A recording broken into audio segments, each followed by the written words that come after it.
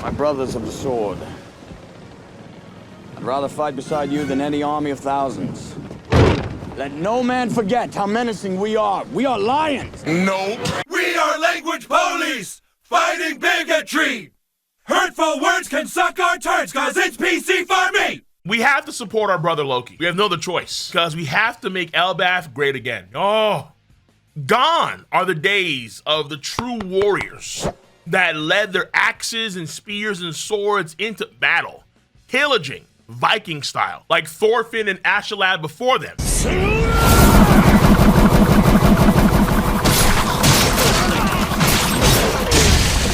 Glory by the sword, dying in the embrace of battle, and then being sent up to Valhalla. No, gone are these days.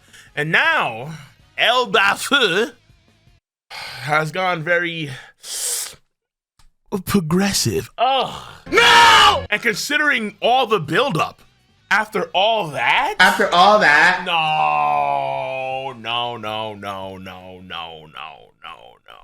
Madness! I'm not saying that what Harald was doing for his country before he got KO'd, before he lost all of his stocks to Loki, I'm not saying what he did wasn't a good thing. Living by trade instead of warfare, it's a smart thing. But we didn't come to Elbaf for smart. Damn right! We got smart in the last arc. Oh, plenty of smart, plenty of tech, plenty of shenanigans going on there with Egget Island. We came to the Warland Elbaf for battle, war, Norse themes, intense situations so crazy, we need Kratos to come in. That's what I want to see. Bruh. Oh my God. The kids, man. It's the kids. The next generation of Elbaf is cooked. We're gonna see these giant scientists and these giant scholars. No one wants to see that. You're wasting your natural physiques. Lads, ladies, I support Loki to make Elbaf great again. But if you haven't done so, you should support your boy's streams for these One Piece reactions. And of course, those are done on my Cole Requiem and my Twitch.tv YouTube channel. Been tough for the past few days because your boy caught some pneumonia, but I'm feeling better from, let's say, 2 days ago, which is great. Pretty sure I picked this up at my boy's wedding. The things we do for the folks that we love, right? Yeah. But I do love me my One Piece, and this is the last chapter of 2024. Officially. There could be one that comes out, let's say, later in the month. That's the scan version, but officially, this is the last chapter of 2024. And this chapter has both a little and also a lot going for it. The little part is that we do cover a lot of the material around the chains of Elbaf, where they have the libraries, we gotta see the school. And remember, everything is dialed to like kaiju scale.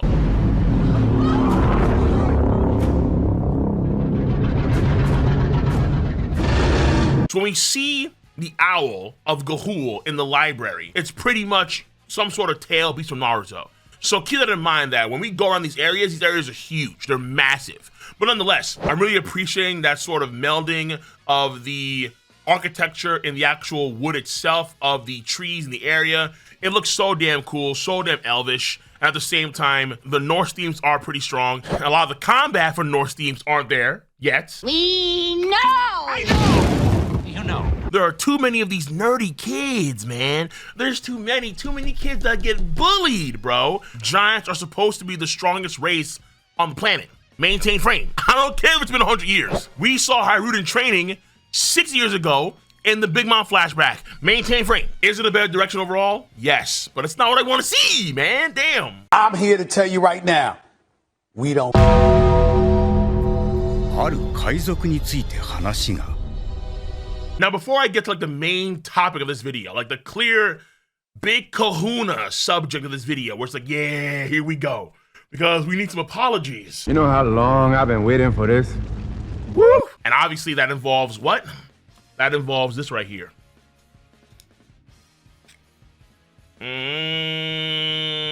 Stab. Woo! Before we get to that, after all that, this video is brought to you by Surfshark VPN. Phishing attempts, cyber attacks, all the nasty hoo-ha malware and viruses that are out there in the World Wide Web. You need protection in your day-to-day life. Make sure that when you venture to these insane spots on the web, you are secure. And I know, my anime manga faithful, we go to some crazy, gnarly spots on the web.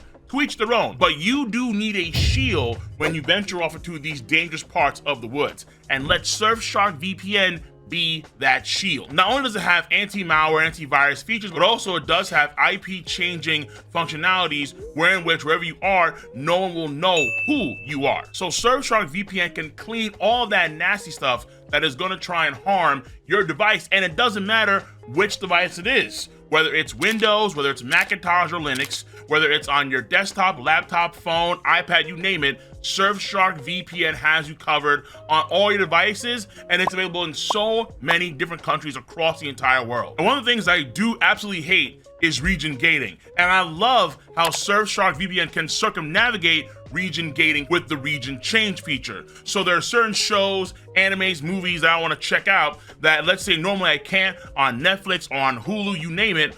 Well, I can easily change my region, and then voila, I can gain access to that material, to those shows that normally I couldn't gain access to. So if you like what you hear, and you absolutely should, scan this QR code right here, don't be shy, or you can go in the box below to the website surfshark.com/KOL and get 4 extra months off of your purchase of Surfshark VPN. So, lads and ladies, on that note, let us get back to the video content at hand. I gotta talk about some folks being brought back to life. Wait, let him cook. Kind of. Ish. Here's the thing, okay? In the grand scheme of things, I'm not a big fan of the fake out deaths. No, there are times where it does annoy the living hell out of me. Obviously, pound. Hell. The Willipede is strong.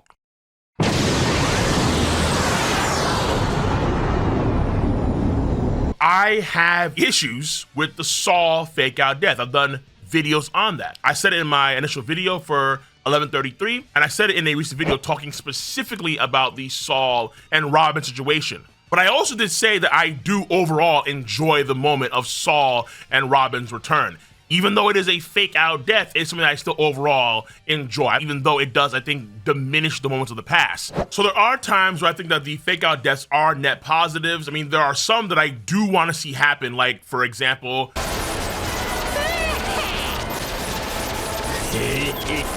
I do not believe that they're dead at all. They will come back. And that is a fake out death that I know when it happens, it's going to be glorious.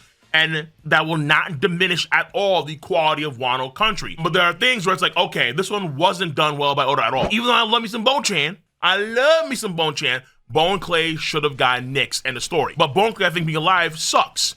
At the same time, when let's say it comes to Gin and Don Creed, they're alive. Yeah, baby. So again, it just depends on how Oda executes it, the arc itself, and so on and so forth. And I think that when it comes to Vegapunk and when it comes to Kuma, there have been signs almost from the very beginning of the arc that when they die, it's not gonna be the typical death that you would expect to see in an average story. Of course not. Because number one, it was already alluded to the moment Kuma came back. Even though he was brain dead, not mind you, he wasn't dead. Kuma never died. He's been brain dead, so he's been kind of dead. And it was very ambiguous. But Oda loves hiding that ambiguity. It is what it is. And with the technology of Egged Island, and also, very important here, because of Kuma's biology, something that Oda has been keeping under wraps, and something that Vegapunk didn't realize until he saw Kuma come back. Kuma has a particular biological trait to him. Vegapunk literally says as much, like, there's something about the Buccaneer body beyond their physique that at one point in time, and then ... So the idea is that Kuma was in some way special because he was a Buccaneer. And as a result, there could have been some way back for Kuma to be back, to be able to beat his brain dead state because he's a Buccaneer, not a regular human being, because of some biological trait. So him being brought back in some way, the signs were there. They were clearly, like, they were screaming in your face that this could definitely happen, heads up. And then for Vegapunk himself, the Stella body, technically it's a clone. So the actual body of Vegapunk has long been deceased. It's done, it's KO'd, it's lost all of its stocks. When you kind of saw Lilith react to Vegapunk, like the main body's death, and then she's like, okay, fine, that's it, end of story. And then got over that hella quick, like almost like in an instant. It's because ultimately, at their level of genius, they understood that they were going to be alive in some way. It was always a question as to whether or not Vegapunk could truly die with just the existence of the Punk Records brain and that alone. Is Vegapunk really going to die if York exists, if Lilith exists, if the other Vegapunks really exist? And because they've already done clones before of, let's say, the Warlords, where they have a clone of every Warlord and mix them with Lunarian DNA, plus we even see they actually have the ability to make organoids, which at that point in time we thought was gonna be a big deal in the future. There's no way in hell I can say this is on the same situation, same standing as the fake out deaths of, let's say, Saul or Pound or Pal, or no, absolutely not. Or Bone Clay, of course not. Because Oda, I think, had so many signs indicating that this could definitely happen, where technically speaking, Vegapunk, Stellar Body, it no longer exists. The man is dead. But at the exact same time, he never did die in earnest. He's always existed and will continue to exist, either through Punk Records and or his counterparts and or now we're gonna see a clone. It is weird for sure, but those signs were there, and it's a matter of your preference. Do you want to accept that or not? Now, that being said, let's talk about the main meat. Not yet. Shots Ripley. Ripley, mwah. Amen to Ripley. Number 2. Are you the spirit who brought this library to the physical world? Indeed. I am one Shi-Tong, he who knows 10,000 things. The library of Wong Shiton, for all the Avatar fans out there. The Mysterious Owl Library, which I think the reason why these books get big is because of the owl itself. It actually reminds me of a little bit of Capone, where Capone has the ability to shrink things whenever they come near him so they can fit inside of his castle no me. So I feel like this right here could be like the inverse of that. Probably, I'm willing to bet here, a paramecia ability that the owl consumed, and the owl has like a domain expansion where it's able to actually increase the size of things. And then also we have a Den Musha that winds up appearing near Loki, where he's talking to someone that actually he connects to pretty well. And then he uses the word Mosa. So Mosa could, let's see, be an indication of nobility, or it could be somebody's name. So we're not too sure. But the Den Musha itself, actually, like the beard part reminds me of Mount Beard. Because Mount Beard, Ja Rule, he is alive and is over 400 years old to date. So Ja Rule could be talking to Loki, and somehow Loki and Ja Rule, they actually get together pretty well. Maybe after the Big Lump incident. And what the? Finally! At the end of this chapter, we're not seeing Shanks. No.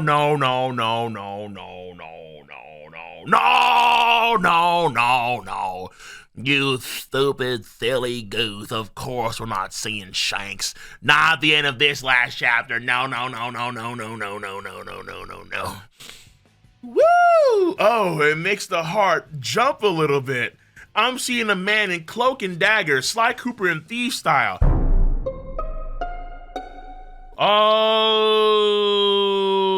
I hear it. After a lightning bolt that we saw in the last arc, the elders use to, boom, get to Egghead Island. And there he is in all of his glory. Stabs. Woo! Stabs. And there's this Kakashi-like chick, where right now we call her Atu. She's the inverse Uta. Utaatu. It's Stabs and Atu. We are ready. We are here. We are in for the ride. Absolutely are. And we need apology. Every Shanks fanboy and fangirl needs an apology from all the haters. All this rat activity. The odds of that actually being Shanks himself are low. Because Shanks right now, well, last time we saw him, he was watching his boy Yasob. Click, click. Skadoosh. And there's a very good chance that this only works, this teleportation only works in the Holy Land, because it probably ties to Emu in some weird capacity. And when you go back to that chapter 107, when they were talking and yapping, Stabs and the elders, listen. Tell me. Oh my God. I don't care. Yeah, baby. I think there's a very strong chance, a very strong Giga Chad stance. Wants to be king! The pirate Stabs was talking about.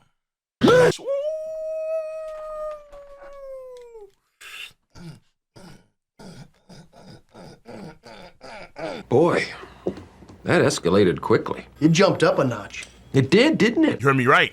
I think there's a very strong chance that the pirate that Stabs was talking about, was his twin bro, Shanks.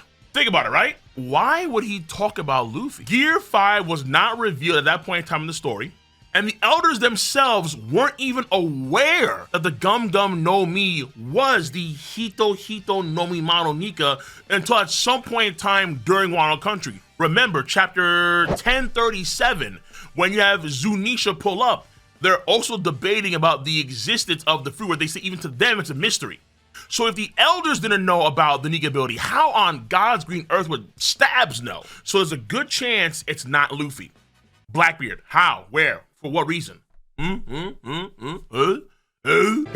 Why would Stabs talk about Blackbeard? The only thing that would make sense is that at some point in time in the past, long ago in a distant land, they had a meeting, maybe, for whatever reason, and then...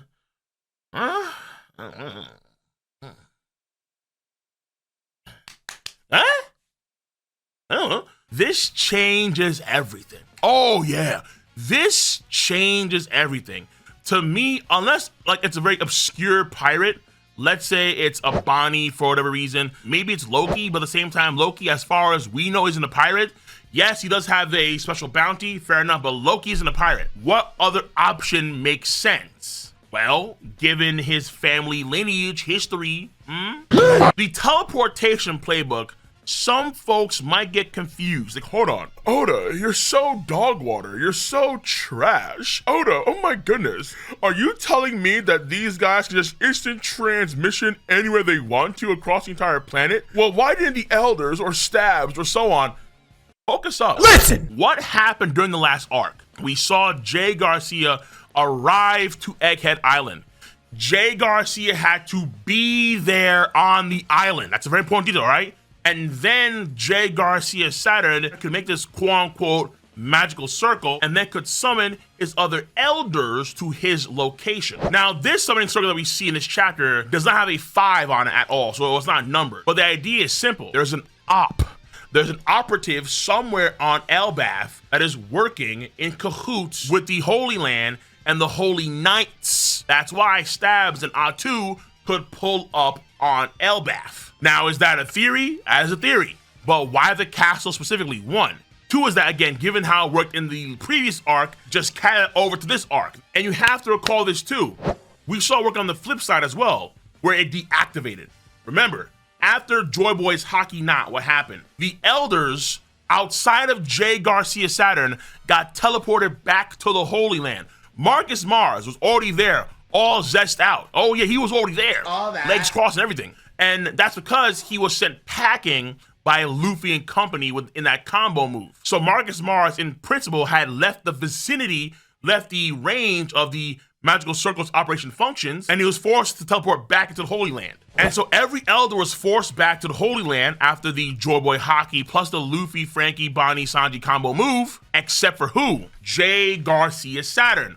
Why? Because he was the one that brought the summoning circle there in the first place. He was the main conduit for the summoning circle because he was the one that actually physically arrived at the island first. It's not personal, it's practical. It was personal to me. Stabs is the one that actually killed the former king of Elbaf, Harald. And the reason why Loki hates Shanks is not because of Shanks, but in reality, it's because of Stabs. Peep game, peep game. Stabs might be, in earnest, the person that we see in the end of 1121. In that big double page spread, what I argue we see at the end of that chapter is the most important panel in all of 2024. Because it is, I think, in this panel we see, in Oda's vision, in Oda's mind, the prime movers for the final saga of the story. One of these people we don't see. They are not shown, just their sword, and that's it.